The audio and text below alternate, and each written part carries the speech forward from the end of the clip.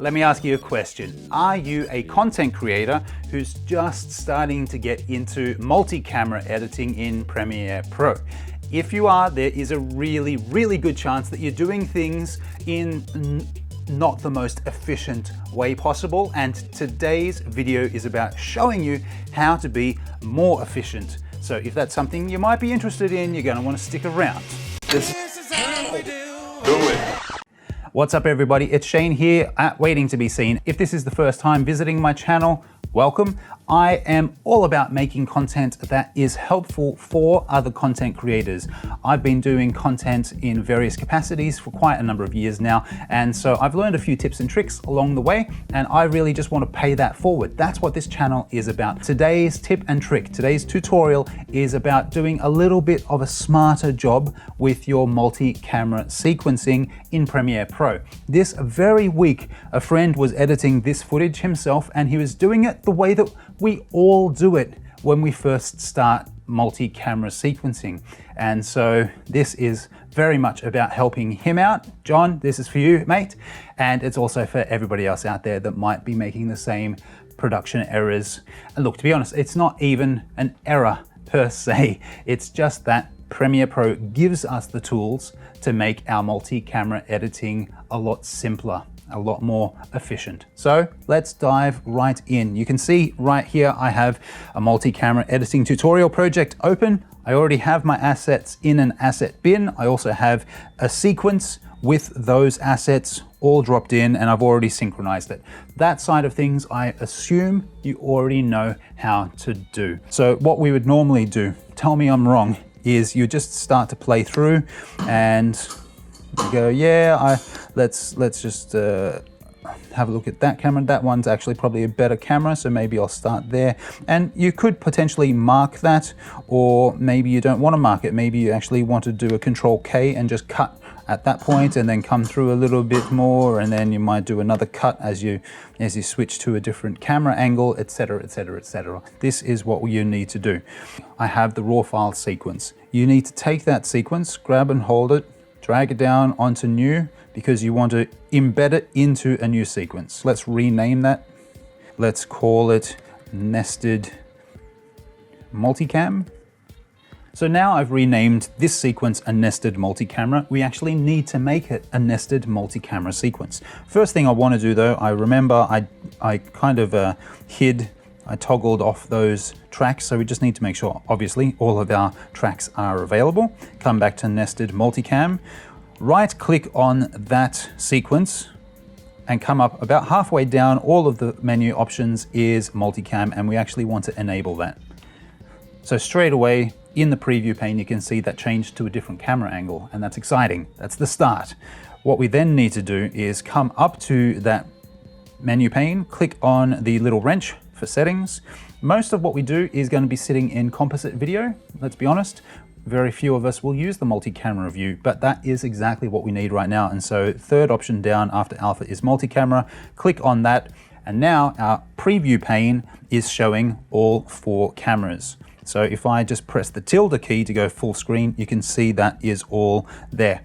This is as easy as it gets. You ready? You just press the space bar to begin the video playing through, and then you just need to select along the very top of your keyboard is a series of numbers. It's just click 1, 2, 3, and 4, and Premiere is going to select the camera inputs on tracks 1, 2, 3, and 4. So it's currently sitting on track 1. You can see that with the yellow bar. That's because it's the default. As soon as we press another one while the track is playing, it's actually going to record those changes. So let's go to number 2. So now you can see it's gone red, and it's because Premiere is now actually recording those changes. If we go to 3, great. And then we go, all right, let's cut back to number 2, and we'll cut to 4. Let's cut to 1, and we'll cut to 3. Let's cut back to 2. You just need to press the buttons. Obviously, if you don't like how that's worked, let's press the tilde key to come back out. You can see now in our nested multi-camera sequence, if I go tilde, so that's full screen, and plus, so you can get in nice and tight, you can see it is actually cutting in your sequence. each one of those camera cuts that you just did. And let's say, okay, at this point there was a real flurry of camera cuts, right? Obviously I was just having a play around till the key to come back out. What you can do, just play through. It will show with yellow the current sequence of events that you have recorded. So if I then say, oh no, let's just go to 2, it will then go red and it will overwrite the changes that you've made. So that makes it really, really simple. And then we can cut to 3, you can cut back to 1, cut back to 4, etc. Obviously that makes life a lot easier. Let's say that previous cut that I just had here, which is camera 1, that sequence has a top and a tail. It has a head and an end. It means that we can actually change that just on its own if we wanted to. So if I just make sure it's selected, which it is, I can then say, well, actually, let's use camera 4, and it changes just that segment to camera 4. So let's just play that through, and you'll see what I mean. It's currently on camera 2, it went to camera 3, now it's gone to camera 4, because that's what we changed it to. And so if I change that again, let's go to camera 1 instead. Play that back. Camera 2, camera 3, it will now change to camera 1 and then to camera 4 because that's what we'd selected afterwards. And that is it. That's what we're talking about. It makes your production so much more efficient with your multi-camera sequencing if you do that. Now, once you've done all of that, you've pulled it all together, this is what I do personally. You can do something different if you'd like, but I actually like to take that multi-cam sequence, drop it into a new sequence, and I'll actually just call that final. Then you can start to add things like an overall color, look and feel to your videos. And that is it for today's video. Really, really simple way of doing multi-camera editing in your sequences that is guaranteed to speed up your workflow, especially if you're only just starting. This is the way that you ought to be doing your multi-camera edits. Guys, you don't want to be manually splicing between 4 tracks or even more tracks. And look, I've actually done this sequence with multiple edits. So for example, I think Premiere handles 4 cameras in one instance. It might do more now, I don't know. If you know, why not leave a comment down below and help us all out. The way that I've done it is to do 4 in 1. So let's say I've worked on music videos where I've done 3 or 4 cameras of, say, the drums. Let's say it was 3 drum camera angles. I've pulled the drums all into one sequence, and then I've done the multi-camera editing of that sequence with just the drum footage. Then I've done the same thing with the guitar, with the keys, with the vocalist. And so that's then 4 layers.